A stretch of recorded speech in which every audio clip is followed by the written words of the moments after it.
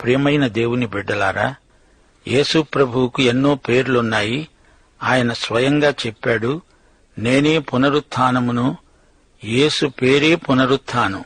ఒక చిన్న దృష్టాంతం చెబుతాను. ఆయన ఒక దైవ సేవకుడు. అప్పుడే ప్రసంగం ముగించి ఎవరి కోసమో ప్రార్థిస్తున్నాడు. అప్పుడే ఫోన్ మోగింది. హలో పాస్టర్ గారు, మీ భార్య ఇప్పుడే చనిపోయారు. ప్రభువుతో సదాకాలం ఉండడానికి వెళ్లిపోయారు. డగ్గుతికతో ప్రశాంతంగా వినిపించింది ఆ స్వరం. పాస్టర్ ఏమీ తొందరపడలేదు. తాను వెళ్లిపోతూ కళ్లనీళ్ల పర్యంతమై అన్నాడు, ఆమె నా స్నేహితురాలు, విశ్వసనీయురాలైన భార్య, పిల్లలకు ప్రేమమయి, సహనము గల మాతృమూర్తి, నా సాటి సహాయం. మా అందరికంటే ముందుగా యేసు ప్రభువుతో నిత్యమూ ఉండడానికి వెళ్లిపోయింది. ఈ మాటలు వింటూ ఉన్న వారందరి కళ్ళు చెమ్మగిల్లాయి. విశ్వాసులారా, వింటున్నారా? మన ప్రియులలో ఎవరైనా మరణద్వారం గుండా నిష్క్రమిస్తూ ఉంటే పునరుత్థానమే మనకు గొప్ప హామీ. దేవుడు మృతులను లేపుతానన్నాడు. ఇది పునరుత్థాన వాగ్దానం. వెంటనే పాస్టర్ గారు బైబిల్ తెరిచి 1 కొరింథీ 15 అధ్యాయం 54, 56 ధ్యానపూర్వకంగా చదివాడు. ఓ మరణమా, నీ ముల్లెక్కడా? ఓ మరణమా, నీ విజయమెక్కడా? ప్రభువైన యేసుక్రీస్తు మూలముగా మనకు జయము ఇస్తున్న దేవునికి స్తోత్రం. ప్రియ శ్రోతలు, పునరుత్థాన నిరీక్షణ మనల్ని ఆశాభావంతో నింపుతుంది. దేవునికి స్తోత్రం. సరే, ఇప్పుడు మనం యోబు గ్రంథం 31, 32 అధ్యాయాలు వినబోతున్నాము. 31వ అధ్యాయంలో యోబు తనను తాను సమర్థించుకుంటూ చేసిన ప్రసంగానికి ముగింపు. యోబు స్నేహితులు ముగ్గురూ ఏకీభవించి యోబును ఒక పాపిగా ఎంచి దీర్ఘ ప్రసంగాలు చేశారు. యోబు ఏ పాపమూ చేసి ఉండకపోతే దేవుడతణ్ణి ఎందుకు శిక్షిస్తాడు? ఇది వారి ప్రసంగాల సారాంశం. చిట్టచివరి బోధకుడు జోఫరు. ఆ తరువాత యోబు మాట్లాడాడు. యోబు సుదీర్ఘమైన ప్రసంగం చేశాడు. తన ప్రసంగ ధోరణిలో తనకు తెలియకుండానే దేవుణ్ణి పరోక్షంగా నిందించటం జరిగింది. నన్ను దేవుడు అన్యాయంగా శిక్షిస్తున్నాడు అని యోబు వాదించాడు. ఏ మానవుడూ దేవుని ఎదుట నిలిచి తనను తాను సమర్థించుకునే విఫల ప్రయత్నం చేయకూడదు. దేవుడు నీ వైపు వేలుపెట్టి చూపి నీ తప్పులన్నీ ఎంచితే నీవెక్కడుంటావు? మానవుడే నేరస్తుడు, దేవుడు తీర్పరి. అంతేగాని మానవుడు దేవునికి తీర్పు తీర్చగలడా? స్వనీతిపరులపైకి దేవుని ఉగ్రత దిగివస్తుంది. తమను తామే దోషులు అని చూచుకోగలవారికి దేవుని కృప ప్రాప్తిస్తుంది. వినయశీలం ఆధ్యాత్మికంగా ఎంతో విలువైన సుగుణం. గర్వమనేది మానవులకు సహజం. గర్వమే మానవతను అధోగతికి పడనెట్టింది.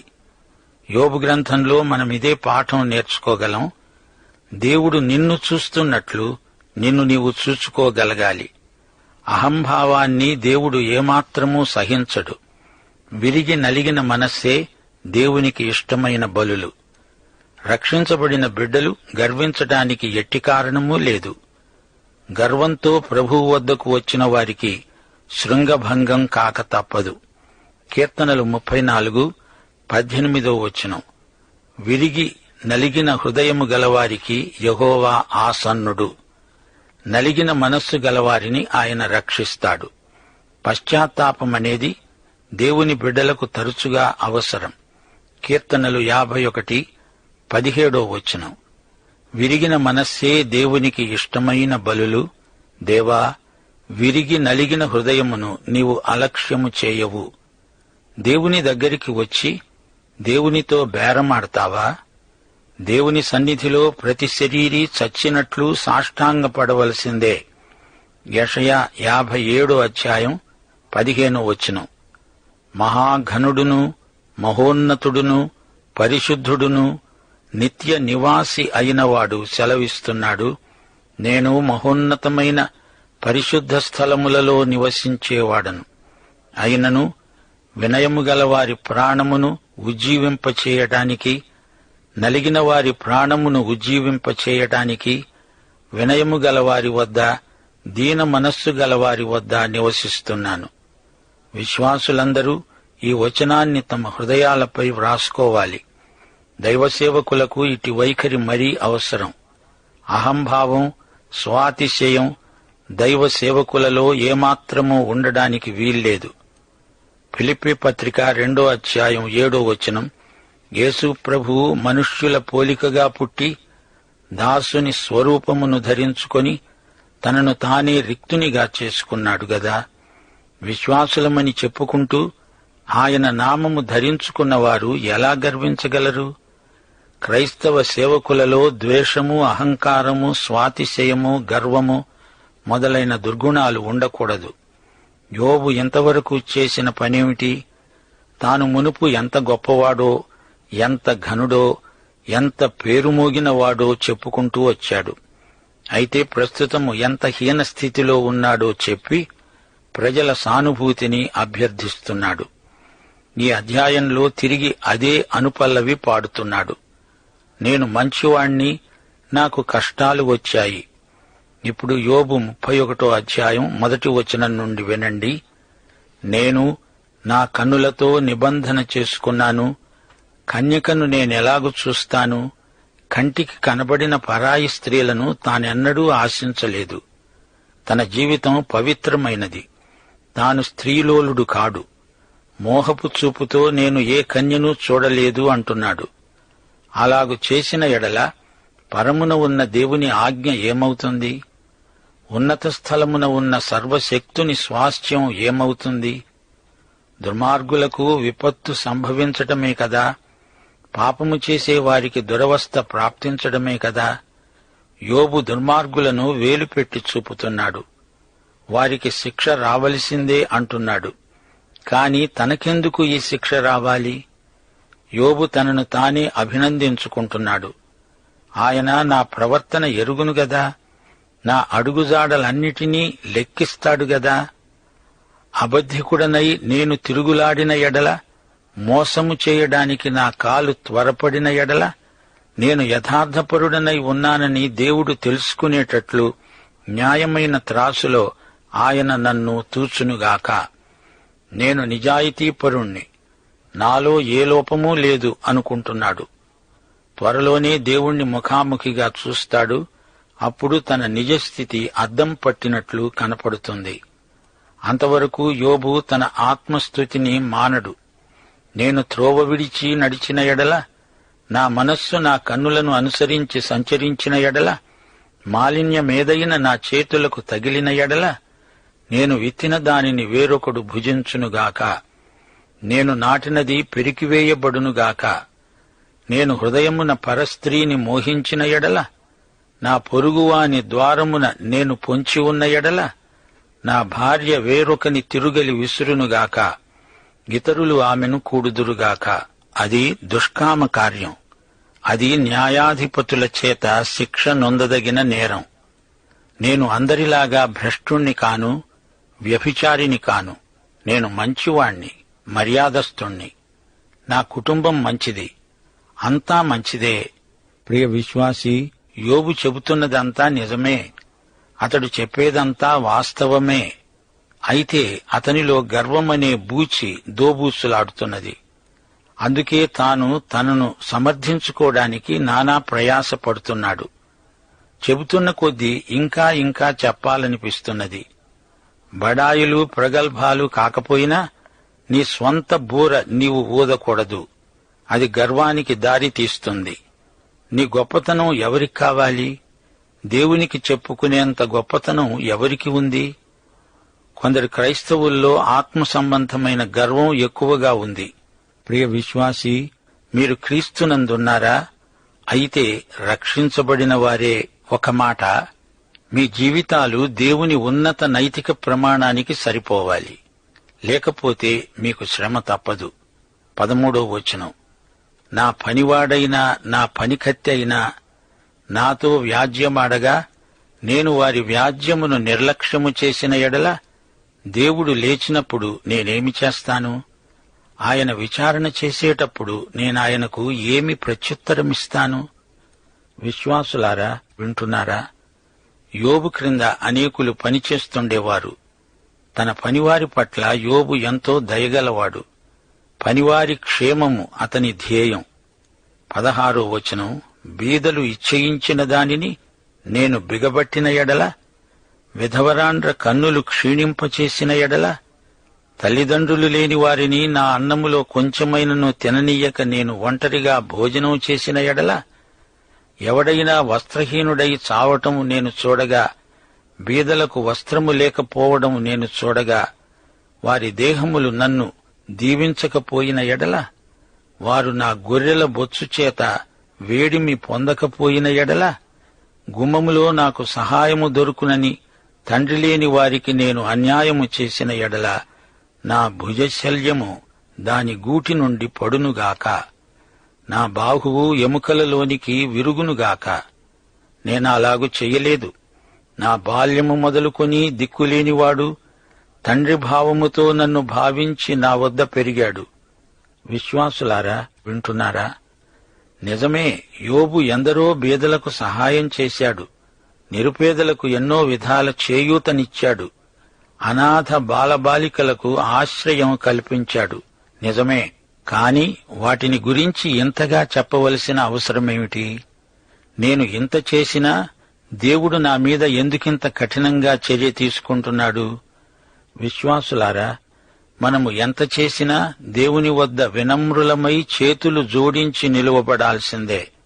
29వ వచనం, నన్ను ద్వేషించిన వానికి కలిగిన నాశనమును బట్టి నేను సంతోషించిన ఎడల, అతనికి కీడు కలగడం చూచి నేను ఉల్లసించిన ఎడల, నేను అలాగు చేయలేదు.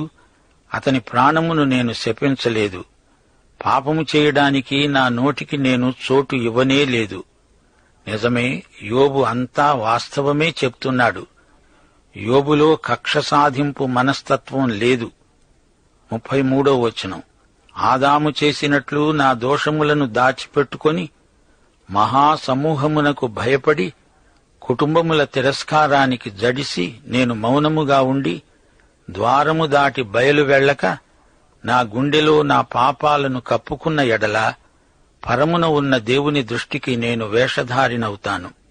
నా మనవి వినడానికి నాకు ఒకడు ఉండాలని నేనెంతో కోరుతున్నాను. ఇదిగో నా చేవ్రాలు గుర్తు, ఇదిగో నా ప్రతివాది వ్రాసిన ఫిర్యాదు. సర్వశక్తుడు నాకు ఉత్తరమిచ్చునుగాక. నిశ్చయముగా నేను నా భుజము మీద దాన్ని వేసుకుంటాను.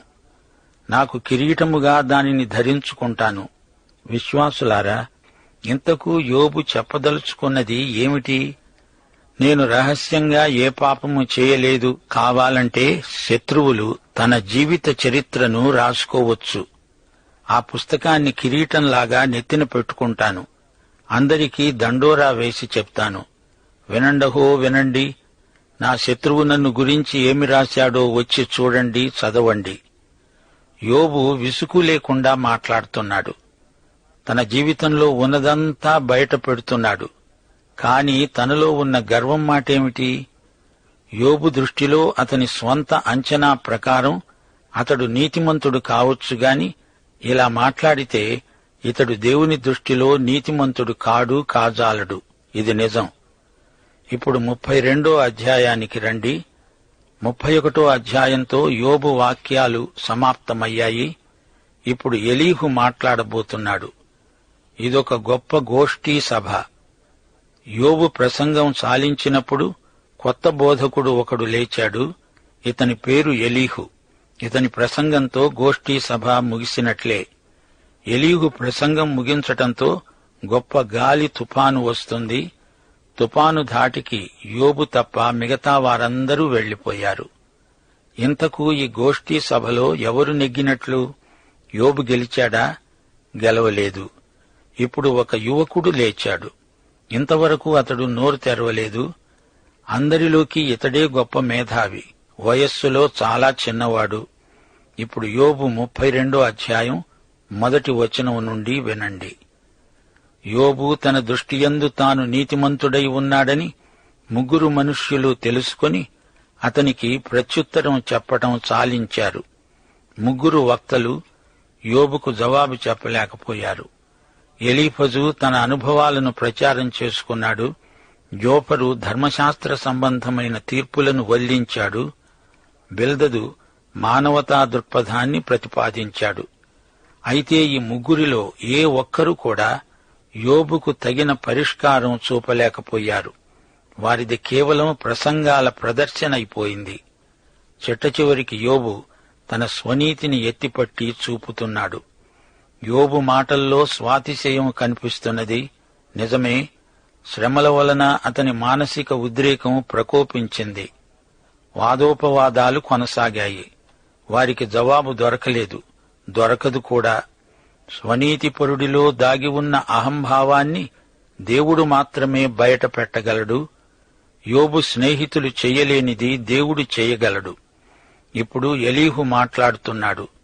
ఇతడు కూడా యోబు సమస్యకు పరిష్కారం చూపజాలడు, కాని పరిష్కారానికి దరిదాపులకు వచ్చాడు.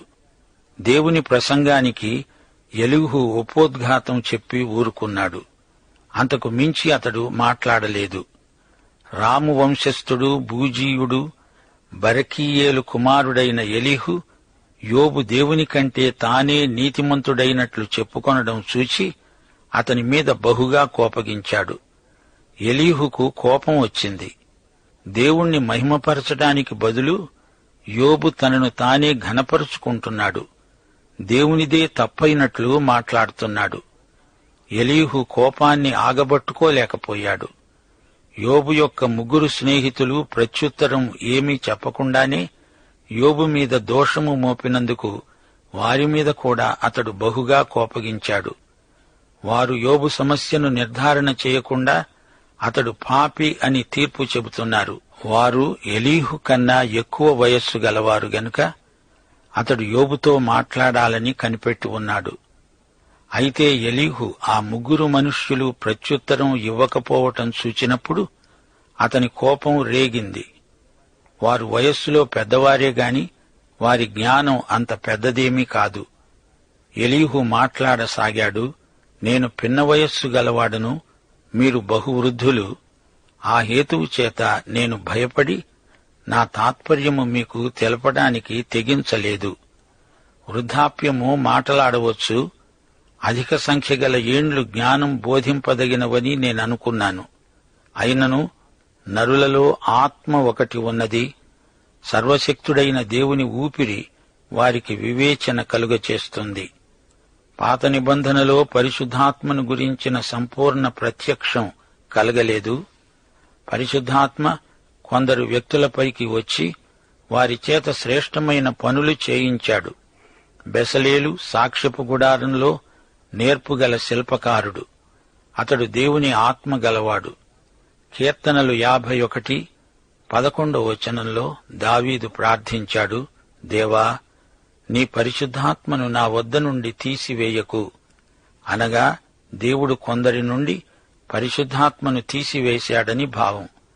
ఇక్కడ ఎలీహు అంటున్నాడు, దేవుని ఆత్మ వల్లనే జ్ఞానం. దేవుని వాక్యమే మనకు ఏకైక ప్రమాణం. వృద్ధులు మాత్రమే జ్ఞానవంతులు కారు. బహు వయస్సు గలవారు ఒకప్పుడు న్యాయము తెలిసిన వారు కారు.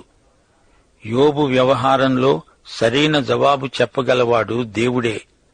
కావున నేను నా మాట అంగీకరించండని మనవి చేసుకుంటున్నాను. నేను సైతం నా తాత్పర్యం తెలుపుతాను. ఏమి పలుకుదుమా అని మీరు యోచన చేస్తూ ఉండగా నేను నీ మాటల కోసం కనిపెట్టుకున్నాను. మీ అభిప్రాయాలు చెవిని వేసుకొనడానికి మీరు చెప్పిన వాటికి బహు జాగ్రత్తగా చెవి ఇచ్చాను. అయితే మీలో ఎవరూ యోబును ఖండించలేదు, ఎవరూ అతని మాటలకు ప్రత్యుత్తరమియ్యలేదు. 13 కావున మాకు లభించిందని దేవుడే గాని నరులు అతణ్ణి జయించనేరరని మీరు పలకకూడదు. యోబు శ్రమబాధితుడు. దుఃఖపడేవారు ధన్యులు, వారు ఓదార్చబడతారు. విరిగి నలిగిన మనస్సే దేవునికి ఇష్టమైన బలి. అట్టి బలి యోబు అర్పించాలని దేవుడు కోరుతున్నాడు. స్వనీతివాదులకు జవాబు దేవుని వద్దనే ఉన్నది. పాఠం ఇక్కడ ఆపుదాము. దైవాశీస్సులు. ప్రభు అయిన యేసుక్రీస్తు వారి కృప, తండ్రి అయిన దేవుని పరమ ప్రేమ, పరిశుద్ధాత్మ యొక్క అన్యోన్య సహవాసము మనకందరికీ సదాకాలము తోడై ఉండునుగాక. ఆమేన్.